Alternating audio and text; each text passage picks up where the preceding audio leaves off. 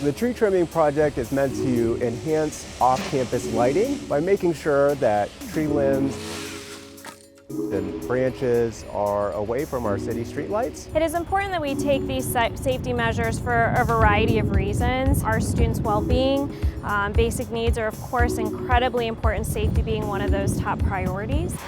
We're using a certified arborist to make sure that the trees are trimmed properly, that they'll be removing dead branches from the canopy.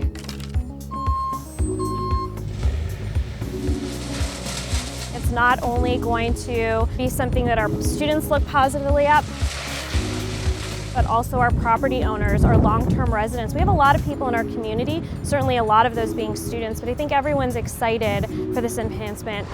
It'll be safer because vehicles can see pedestrians more easily with the brighter lighting. With the beautification of the tree trimming, we'll hopefully have a well-maintained off-campus tree canopy.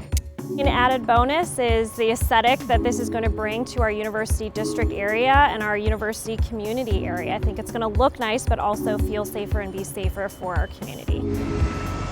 It is incredibly important and our number one priority to ensure our students, our faculty, our staff, our community members are all feeling safe and are safe across our community.